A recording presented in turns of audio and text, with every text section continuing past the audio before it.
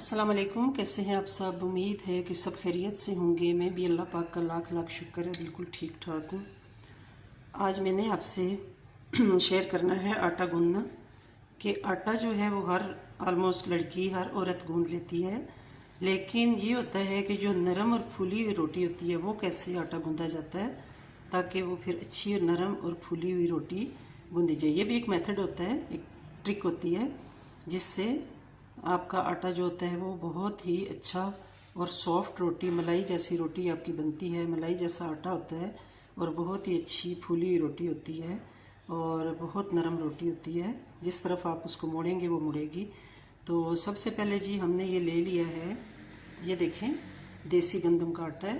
ये बिल्कुल pure white नहीं है, बल्कि ये आटा जो है ये देसी आटा है। ये देखें, तो प्योर वाइट जो है वो नान वगैरह के लिए हम इस्तेमाल करते हैं, लेकिन आम रोटी के लिए हम ये देसी आटा इस्तेमाल करते हैं। और ये देखें, इसमें चूँकि इस मौसम में, बरसात के मौसम में थोड़ा सा वो हो जाता है, ख़राब तो नहीं होता, लेकिन इसको अपने हाथ से आप यूँ कर लें कि अगर कोई इसमें गुठलियाँ बनी हुई हैं, कोई लम्स हैं, तो वो निकल जाएँ। ठीक है, सबसे पहले आपने ये करना है, क्योंकि इसको हम छानते नहीं हैं। बिल्कुल साफ़ शफाफ ये आटा, ये देखें, आप देख सकते हैं बिल्कुल साफ़ आटा है ये। कोई किसी किस्म का इसमें ऐसी चीज़ नहीं है कि जिसको हम छानेंगे तो इसका जो वो क्या कहते हैं उसे, जो इसका ऑर्गेनिक चीज़ है वो निकल जाएगी। तो उसकी वजह से हम इसको इसी तरह रखेंगे ताकि ये फ़ाइबर इसका जो होता है ना वो निकल जाता है, फिर वैसे मैदा बन जाता है। तो हम फिर इसका फ़ाइबर नहीं निकालते, बल्कि फ़ाइबर के साथ ही हम इसको गूंदेंगे। ठीक है, तो अब यहाँ इसको देखें, मैंने इस तरह होल कर लिया है यूँ। तो ये होल है, बिल्कुल होल ये नहीं है कि नीचे बाउल नज़र आए, लेकिन इतना होल है कि थोड़ा सा इसका मैंने सर्कल बना लिया है। अब इस सर्कल में मैंने क्या क्या डालना है, इस सर्कल में मैंने थोड़ा सा, ये देखें नमक डाल रही हूँ। ये थोड़ा सा नमक है, ये मेरी टीस्पून, और इससे मैंने थोड़ा सा चुटकी भर नमक आप कह लें कि मैंने इसमें डाला है। अब ये मैं नमक सारा इसमें मिक्स कर दूंगी ऐसे करके आटे में, खुश्क आटे में, ताकि पूरे आटे में ये मिक्स हो जाए ऐसे। ये देखें, इस तरह ये पूरे आटे में नमक जो है वो मिक्स हो जाएगा यूँ। अब नमक इसमें मिक्स हो गया, मुझे ये तसल्ली हो गई है कि नमक इसमें चला गया, सारे आटे में इक्वल हो गया। ठीक है, तो अब मैंने क्या करना है, अब मैंने इसमें थोड़ा सा ऑयल डालना है। ये देखें, ऑयल में इसमें ऑलमोस्ट आधा चम्मच डालूंगी।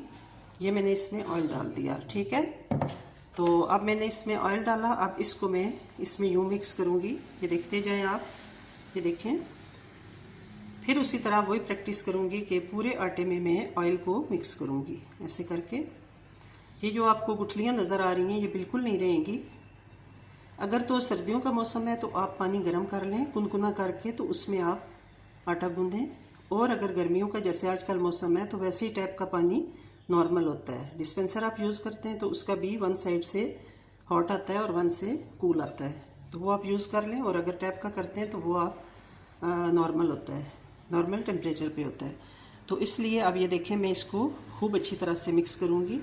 ये देखें, काफ़ी टाइम लगता है, फिर जाके एक अच्छी रोटी बनती है। ये देखें, इसको मैं करती रहूँगी ऐसे, फिर मैं इसे हाथों से यूँ मलूँगी ताकि जितनी गुठलियाँ हैं वो सारी ख़त्म हो जाएं। ये देखें,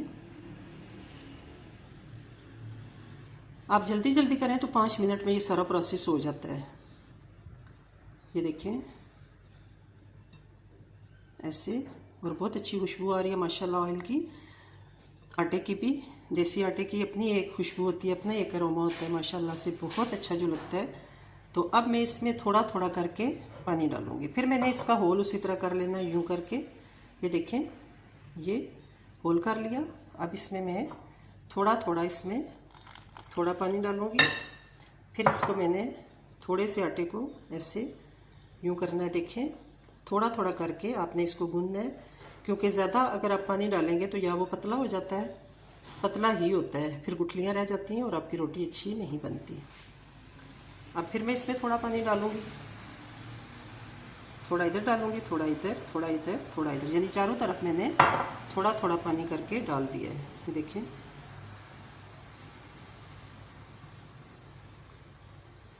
तो ये जो पानी है ना, ये इसलिए थोड़ा थोड़ा करके डालते हैं ताकि आपका आटा अच्छी तरह से गूंज जाए और हमारी रोटी अच्छी बने।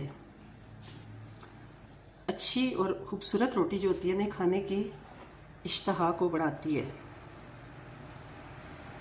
ये पानी मैं एकदम से भी डाल सकती हूँ, लेकिन नहीं, मैं ये रिस्क नहीं लेती। मैं थोड़ा थोड़ा करके डालूँगी। ये देखें, ऐसे ऐसे ये, और ये बाउल के किनारे से मैं इस अपना हाथ साफ़ कर लूँगी, बजाय इसके कि आटा इधर उधर गिरे। यूँ करके तो मैं अपना हाथ साफ़ कर लूँगी। ठीक है, अब इसको मैंने और डालना है पानी। ये देखें, थोड़ा थोड़ा पानी डालूँगी ताकि ये इक्वल हो जाए। अब ये देखें, इसको मैं आहिस्ता आहिस्ता गूंथती जाऊँगी ताकि ये सही करके डो बने।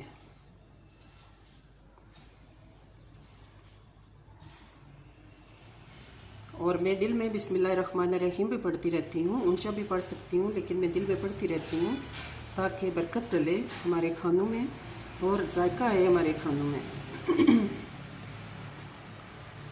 अब इस तरह हो गया, देखें ये बहुत थिक हो गया, मतलब बहुत ही हार्ड है। अब मैं इसमें थोड़ा सा और पानी डालूँगी। ये प्रोसेस जो है आप जल्दी जल्दी भी कर सकते हैं और स्लो भी कर सकते हैं। स्लो जितना करेंगे इतनी ही अच्छी रोटी बनेगी, तो जल्दी करेंगे तो वो आपकी अपनी मर्ज़ी है। अब इसको मैंने गूंदना स्टार्ट कर दिया माशाल्लाह से।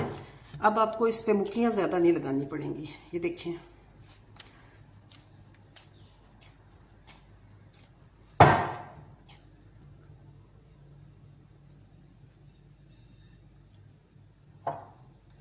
अब थोड़ा सा इधर रह गया था, इसमें मैं पानी डाल देती हूँ और इसको हम गूंद लेते हैं दोबारा से।